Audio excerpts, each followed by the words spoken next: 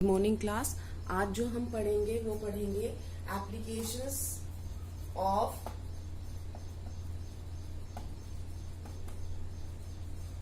Kohlrausch law. हमने first application कर दी थी, आज हम करेंगे सेकंड एप्लीकेशन। सेकंड एप्लीकेशन है calculation of degree of dissociation.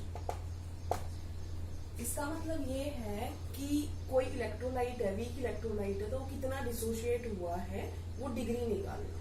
तो ये डिग्री निकालने के लिए सीधा क्या होता है, अल्फा। अल्फा होता है डिग्री ऑफ डिसोशिएशन और उसका फॉर्मूला होता है molar conductivity at any concentration और molar conductivity at infinite concentration. ठीक है, तो हम इसमें लिख सकते हैं क्या क्या चीज है। अल्फा आपको पता ही है क्या है, degree of dissociation of weak electrolyte, molar conductivity at any concentration, और इसी तरीके से आप इसको कर दोगे molar conductivity at infinite concentration. ठीक है, इसमें न्यूमेरिकल कैसे आएंगे, इससे फॉर एग्जांपल हम एक न्यूमेरिकल लेते हैं। तो ये जो हमने न्यूमेरिकल लिखा है एक बार समझ लेते हैं। सबसे पहले क्या दिया है कि at 291 kelvin limiting molar conductivity of ammonium chloride NaOH और NaCl गिवन है, और हमें किसी भी कंसंट्रेशन पे NH4OH की दे रखी है मोलर कंडक्टिविटी। उसके बाद कैलकुलेट करना है हमें अल्फा और percentage dissociation of ammonium hydroxide. अब सबसे पहले तो ये देखो, आपके पास infinite dilution for ammonium hydroxide नहीं है, इसके लिए नहीं है ना आपके पास। तो सबसे पहले आप क्या कहेंगे, कोलराउस लॉ से आप इसका पहले इनफाइनाइट डाइल्यूशन के ऊपर जो मोलर कंडक्टिविटी है वो निकालेंगे। ठीक है, तो हम कैसे करते हैं, शुरू करते हैं हम अकॉर्डिंग टू कोलराउस लॉ। अब कोलराउस लॉ क्या कहता है कि इसके अंदर कौन कौन सा होंगे आयंस, अमोनियम प्लस और Cl माइनस की आयनिक कंडक्टिविटी होगी, इसमें Na और OH की, इसमें Na और Cl की। हमें क्या चाहिए, NH4OH। तो अगर मैं यहीं पर शुरू कर देती हूँ आंसर लिखना। अब हम क्या करेंगे, अब आप ये देखो हमें किसका चाहिए, हमें तो किसका चाहिए, हमें चाहिए NH4OH का। ठीक है ना, तो हमें NH4 प्लस वाला एक पॉजिटिव में चाहिए और एक OH माइनस पॉजिटिव में चाहिए। तो देखो कहां पर है, ये वाली टर्म आ गई, ये पॉजिटिव चाहिए, इसका मतलब इसको जोड़ना है। अब यहाँ पर OH है, तो इसका मतलब इन दोनों को जोड़ना है और इनको घटा देना है। तो होगा क्या, देखो plus Na minus Na cancel out हो जाएगा, plus Cl minus Cl minus cancel out हो जाएगा। इसका मतलब हमें इन दो टर्म्स को जोड़ना है और इसको माइनस करना है। या आप सीधा सीधा इसको लिख दीजिए कि NH4Cl वाला जोड़ना है, NaOH वाला जोड़ना है और माइनस क्या करना है, NaCl वाला। तो आपने किया ये सब 129.8 प्लस में 217.4 माइनस 108.9। तो आपका जो ये आ चुका है, ये आ गया है अप्रोक्सीमेट 238.3 साइमन सेंटीमीटर स्क्वायर पर मोल। देखो हमारे पास ये वैल्यू आ चुकी है, एट एनी कंसंट्रेशन वैल्यू दी हुई है। ठीक है, आपकी स्टेटमेंट आप दोबारा रीड करेंगे तो आपको पता चल जाएगा वो दी हुई है। तो अब हम क्या करेंगे, अब हम लिखेंगे अल्फा, अल्फा निकालेंगे हम। तो जो अल्फा है वो क्या था,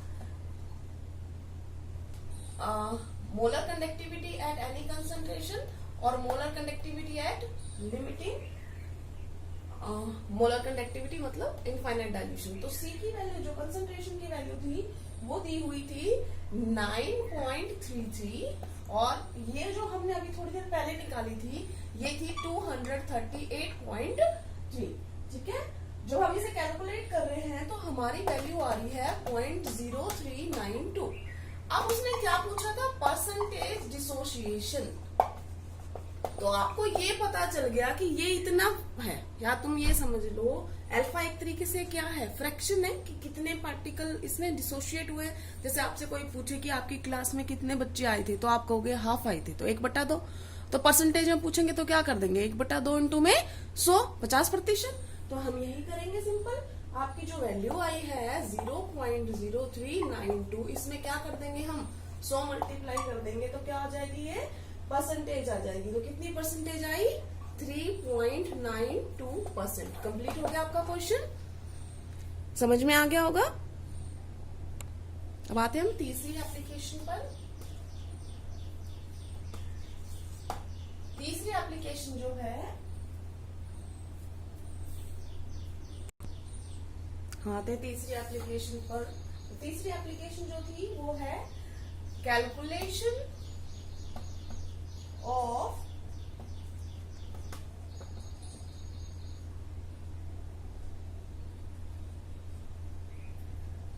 डिसोसिएशन कांस्टेंट। अभी तक हमने क्या निकाला था थोड़ी देर पहले, डिग्री ऑफ डिसोसिएशन, उसी से हम क्या निकालेंगे, डिसोसिएशन कांस्टेंट। तो डिसोसिएशन कांस्टेंट क्या होता है, इसको आप ये समझो। फॉर एग्जांपल हम कोई भी रिएक्शन ले लेते हैं, हमने वीक एसिड ले लिया। अब वीक एसिड क्या होता है, वीक एसिड पूरा तो कंप्लीटली तो होता ही नहीं आयनाइज, तो उसके अंदर मान लो ये आयन बनते हैं टूटने के बाद, बन गए, यही बनते हैं। तो अब क्या होगा, क्योंकि ये पूरा नहीं टूट रहा तो यहाँ पर इक्विलिब्रियम मेंटेन हो रखा है, ठीक है।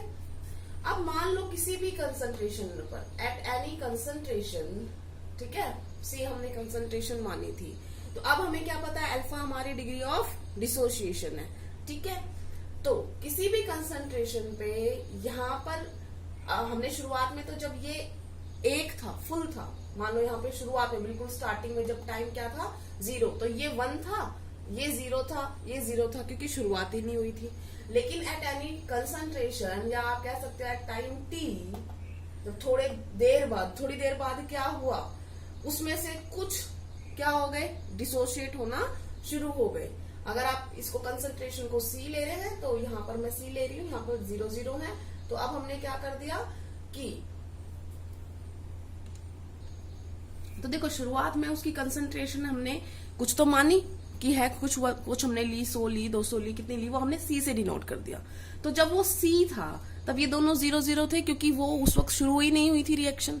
लेकिन थोड़ी देर बाद क्या होगा, C जो कंसंट्रेशन है, जो फुल कंसंट्रेशन थी, वो अब फुल नहीं रही, उसमें से क्या माइनस हो गया, C और माइनस C अल्फा। क्या मतलब है C अल्फा का, अब ये समझो, तुम 100 बच्चे क्लास में हो एक्चुअल में, ठीक है ना, उसमें से 10 बच्चों को मैंने बाहर भेज दिया, तो 10 बच्चे का फ्रैक्शन आपने निकाला, 10/100 कितना आता है, 10/100 कितना आया, 1/10। तो ये अल्फा क्या है, 1/10।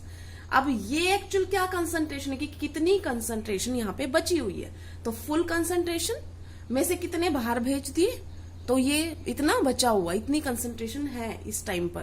तो ये जो क्या थी, C जो भी कंसंट्रेशन थी, उसमें से क्या माइनस कर दिया, देखो 1/10 बच्चे नहीं गए, कितने बच्चे गए हैं, 1/10, क्योंकि ये हमें पता था 1/10 गए हैं, तो 1/10 गुना में 100 कर दिया, तो कितने बच्चे आए, 10 बच्चे, ठीक है ना। तो कंसंट्रेशन के अगर हम अल्फा इंटू में कर देते हैं तो हमें ये पता चल जाता है कि एक्चुअल कितने नंबर ऑफ मॉलिक्यूल, मतलब नंबर कंसंट्रेशन के खत्म हुई है, ठीक है। तो अब यहाँ पर जब इतने बाहर गए हैं, तो बाहर कितने गए, C अल्फा और C अल्फा, ठीक है। तो अब जब हम डिसोसिएशन कांस्टेंट निकालेंगे, डिसोसिएशन कांस्टेंट एक तरीके से इक्विलिब्रियम कांस्टेंट मान लो आप, तो आपने अगर 11th ढंग से पढ़ी है तो आपको पता होगा कि ये जो है डिसोसिएशन कांस्टेंट, उसमें क्या होता है, प्रोडक्ट और मल्टीप्लाई बटे में रिएक्टेंट, ठीक है। जो दे रखा है वो लिख दो। तो सबसे पहले हमने क्या दे रखा है यहाँ पर, C अल्फा, पहले वाले की कंसंट्रेशन, दूसरे वाले की दोबारा से C अल्फा, और इसकी C कॉमन अगर ले ले हम, इसको हम क्या लिख सकते हैं, C कॉमन लिख के 1 माइनस अल्फा भी तो लिख सकते हैं ना।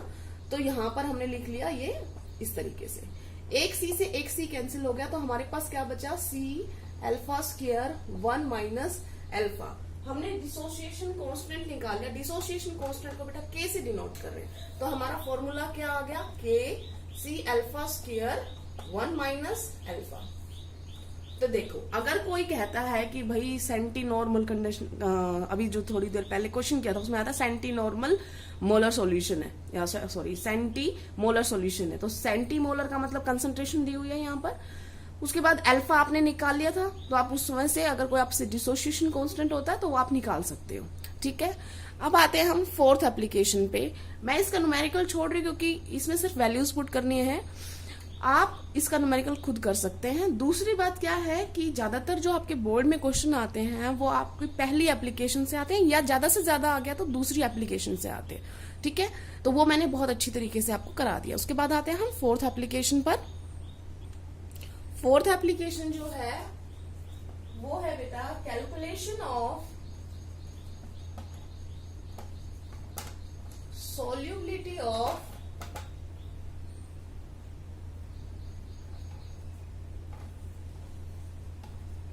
sparingly का मतलब होता है जो थोड़ा बहुत घुलता है, soluble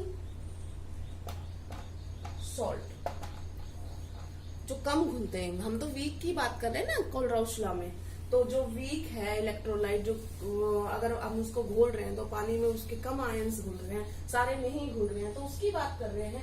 तो इसका सिंपल क्या है, ये सिंपल, इसमें कुछ करना ही नहीं है आपने। सबसे पहले तो आप ये सोचो, जैसे कोई भी सोल्ट है, जैसे मान लो आपका AgCl है या लेड सल्फेट है, ये सब क्या है, ये जो होते हैं ये थोड़े एक्सटेंट के लिए पानी में घुलते हैं। तो स्पेरिंगली सोल्यूबल का मतलब क्या होता है, जो सोल्यूबल होते हैं इन वेरी स्मॉल एक्सटेंट। जैसे अगर आप NaCl बोलोगे तो NaCl तो कम्प्लीटली घुल जाएगा, लेकिन ये थोड़ी थोड़ी मात्रा में घुलेंगे, तो इन्हें क्या बोल रहे हैं हम, स्पेरिंगली सोल्यूबल। तो इनको ये मानना है कि जब आप उनको डिसॉल्व करोगे पूरा, तो वो कब पूरी तरीके से घुल जाएगा। देखो इनफाइनाइट डाइल्यूशन के ऊपर क्या होगा, इनफाइनाइट डाइल्यूशन पे वो मैक्सिमम जितना घुल सकता है वो घुलेगा। ये बात आपको समझ में आ गई। ठीक है, इसका मतलब जो उनका जो जितना वो घुला है उसको हम क्या बोल लेते हैं, इनफाइनाइट डाइल्यूट हो चुका है ये। अब क्या करेंगे, मान लो वो सॉल्यूशन सैचुरेटेड बन गया, तो हम लिख लेते हैं एक बार, as their solutions are saturated. Saturated क्या होता है बेटा, कि अगर उसमें और घोलते हैं तो घुलता नहीं है, तो वो तो कम ही घुलते हैं। वो ऑलरेडी जब भी कोई कंसंट्रेशन पे आप घोलोगे, मान लो आपने 1 चम्मच घोली तो भी वो नहीं घुलने वाला, तो भी वो सैचुरेटेड ही है। 2 चम्मच डालोगे तो भी वो सैचुरेटेड है। मतलब कोई भी कंसंट्रेशन पे वो क्या बन जाते हैं, सैचुरेटेड बन रहे हैं। तो their concentration is equal to their solubility. तो मान लो मैंने क्या कहा अभी, कि अगर वो हर कंसंट्रेशन के ऊपर सैचुरेटेड बन रहे हैं, तो जो कंसंट्रेशन हमने ली वही उसकी हम क्या मान लेंगे, सोल्यूबिलिटी मान लेंगे। ठीक है ना। तो हमारे पास देखो क्या फॉर्मूला था कापा का फॉर्मूला आपको याद होगा, स्पेसिफिक कंडक्टिविटी। स्पेसिफिक कंडक्टिविटी किस चीज को निकालने के लिए इस्तेमाल थी, स्पेसिफिक कंडक्टिविटी थी। तो ये हमें किससे क्या चाहिए, मोलर कंडक्टिविटी। तो मोलर कंडक्टिविटी का फॉर्मूला क्या था, कापा, यही वाला। इसकी जरूरत नहीं है, डायरेक्ट आपको मिल जाएगा न्यूमेरिकल में, कापा है। उसके बाद में क्या करते हैं हम, 1000 बटे में मोलैरिटी, क्योंकि ये मोलर कंडक्टिविटी है, ये होता है। तो अभी मैंने क्या बोला यहाँ पर, कि किसी भी कंसंट्रेशन पे जो उसकी कंसंट्रेशन होगी वो उसकी सोल्यूबिलिटी होगी। तो हमने इसको किससे रिप्लेस कर दिया, सोल्यूबिलिटी से। किससे रिप्लेस कर दिया, सोल्यूबिलिटी से। एस से हम डिनोट कर पा रहे हैं इसे, तो सोल्यूबिलिटी है एस। तो अब हम लिख लेते हैं जो हमने लिखा है क्या। तो अब क्या है, हमने फॉर्मूला निकाला है कि जो मोलर कंडक्टिविटी थी किसी की भी, वो हमारी क्या आई है, कापा 1000 बाय ये थी। हमने इसकी जगह पे क्या कर दिया था, कापा, जो मैंने नीचे लाइन लिखी थी उसी को मैं दोबारा रिपीट कर रही हूँ बेटा, आपको लिखने की दोबारा जरूरत नहीं है, ये हमने लिखा। तो यहाँ से एस क्या है इसके अंदर, सोल्यूबिलिटी। तो किसी की सोल्यूबिलिटी हमने कैसे निकाल दी, ये हमारी क्या आ गई, सोल्यूबिलिटी। इसमें आप बताइए आपको कापा क्या है, स्पेसिफिक कंडक्टिविटी, मोलर कंडक्टिविटी, जो भी आपको सॉल्ट दे रखा है, इलेक्ट्रोलाइट दे रखा है, मोलर कंडक्टिविटी ऑफ, और लिमिटिंग है वो लिखना मत भूलना, limiting molar conductivity of salt electrolyte. और एस क्या है, एस है सोल्यूबिलिटी ऑफ सॉल्ट। तो हमने निकाल सकते हैं कि नहीं निकाल सकते हैं? हमें ये चीज पता मिल जाए और ये चीज हम या तो कोलराउस लॉ से निकाल लेंगे या दे रखी होगी, ठीक है ना। तो अगर ये दोनों चीजें निकाल लेते हैं तो ऑटोमेटिकली सोल्यूबिलिटी हमें पता चल जाती है। तो एक न्यूमेरिकल कर लेते हैं। क्वेश्चन मैंने लिख दिया, एक बार आज समझ लीजिए क्या क्या दे रखा है और क्या हमसे पूछा गया है। सबसे पहले तो उसने बोला है कि the conductivity of A saturated solution. देखो सैचुरेटेड सॉल्यूशन बन गया है और किसी भी कंसंट्रेशन पे, तो एट 288 केल्विन पे उसकी ये है जो कंडक्टिविटी, ये मोलर कंडक्टिविटी दी हुई है बेटा, यूनिट्स देख लिया करो, उससे पता चल जाता है कौन सी कंडक्टिविटी दी हुई है। उसके बाद आयनिक जो कंडक्टेंस है वो दी हुई है Ag+ की इतनी और क्लोराइड आयंस की इतनी एट इनफाइनाइट डाइल्यूशन। देखो मैंने यहाँ पे ये लगाया है, तो इसका मतलब नोट लगाते ही वो क्या बन जाता है, इनफाइनाइट डाइल्यूशन पे। तो आपसे S की वैल्यू पूछी है, तो देखो आपके लिए तो बिल्कुल सिंपल है, ये दोनों चीज दिए हुए हैं और आपसे सॉल्युबिलिटी पूछी है किसकी, AgCl की। तो सबसे पहले तो आप क्या करोगे, आप इसकी AgCl की क्या निकाल दोगे, मोलर कंडक्टिविटी यानी इनफाइनाइट डाइल्यूशन। तो आप सिंपल ऐड कर दोगे, आपका कोलराउस लॉ कहता है ऐसा कि जो आयंस है उनकी आयनिक कंडक्टेंस के बराबर होता है। तो ये कौन सा लॉ है, अकॉर्डिंग टू कोलराउस लॉ, ये आप लिख लेना। उसके बाद हम निकाल रहे हैं, तो ये आ गया 61.9 प्लस में 76.3, तो ये कितना हो गया 138.2 साइमन सेंटीमीटर स्क्वायर पर मोल। ठीक है, आपके पास ये वैल्यू आ चुकी है। आपने सॉल्युबिलिटी पूछी थी, सॉल्युबिलिटी का क्या फॉर्मूला था, कापा इंटू में 1000 बटे में यहाँ पर क्या थी, लिमिटिंग मोलर कंडक्टिविटी। तो कापा क्या है, देखो यहाँ पे कंडक्टिविटी दे रखी है, और सॉरी यहाँ पर यूनिट्स ही गलत लिख रखी है, कंडक्टिविटी ठीक है, साइमन पर सेंटीमीटर दी हुई थी, मैंने गलती से लिख दी थी बेटा, इसको ठीक कर लेना। तो ये हमारी कौन सी हो गई फिर, अगर ये यूनिट्स है तो ये हमारी स्पेसिफिक कंडक्टिविटी है। तो अब ये जो दे रखी है ये हमारी लिमिटिंग मोलर कंडक्टिविटी, ये हमने अभी निकाल ली। ठीक है, ये वैल्यू पुट कर देंगे हम। हमें कापा दिया हुआ है, कापा कितना है, कापा आप लिख लो 1.382 10 की पावर 6। ये कितना है 138.2, ये कितना है 1000। आप जब पूरा सॉर्ट आउट करोगे तो ये आ रहा है 10 की पावर -5। तो ये जो आ गया ये कितने पे आया है, मोल पर लीटर। ये इसकी सोल्युबिलिटी आ गई है। ठीक है, अगर कोई आपसे पूछे कि मेरे को तो मोल में मत बताओ, मेरे को तो ग्राम में बताओ, तो आपने क्या करना, आपको पता है 1 मोल में कितना AgCl का होता है। 1 मोल में आप निकाल सकते हो मोलर मास ऑफ, यहाँ पे फॉर्मूला मास आएगा क्योंकि AgCl आयनिक कंपाउंड है, तो फॉर्मूला मास ऑफ AgCl, तो इसका 35.5 होता है, इससे 107 होता है, तो ये कितना आ जाएगा 143.5 ग्राम। आप यहाँ तक भी छोड़ सकते हो, लेकिन अगर वो आपसे ग्राम में पूछता है तो के लिए बता रही हूँ। तो ये आ गया आपका, ठीक है, ये मोलर मास है ना, फॉर्मूला मास सॉरी। तो अब ये क्या है, 1 मोल में कितने होते हैं 143.5। तो अगर आप इसको ग्राम पर लीटर में लेना चाहते हैं तो सिंपल 10 की पावर -5 की इंटू कितने से कर दोगे आप 143.5। तो ये कितना आ जाएगा आपका 1.435 इंटू 10 की पावर -3 ग्राम पर लीटर। ठीक है, समझ में आ गया। तो अब जो है हमने निकाल लिया है, ये कितना आया हमारा आंसर 1.435 इंटू में 10 की पावर, ये आपको दिखाई दे रहा होगा, नहीं दिखाई दिया तो मैं दोबारा लिख देती हूँ, 1.435 इंटू 10 की पावर -3 ग्राम पर लीटर। हमने मोल पर लीटर से कन्वर्ट किया है ग्राम पर लीटर में, और हमने सोल्युबिलिटी निकाल ली है। उसके बाद जो है ये नेक्स्ट टॉपिक शुरू हो जाएगा। अगला एक आयनिक प्रोडक्ट भी है, बट वो कभी इस्तेमाल नहीं होता, उसमें कभी न्यूमेरिकल नहीं आता, तो वो हम स्किप कर रहे हैं। अगला जो आएगा हमारा इलेक्ट्रोकेमिकल सेल्स आएंगी, उसमें से जरूर क्वेश्चन आता है, तो आप अच्छी तरीके से इनके नोट्स बना लें। उसके बाद हम करेंगे next electrochemical cell. Thank you class.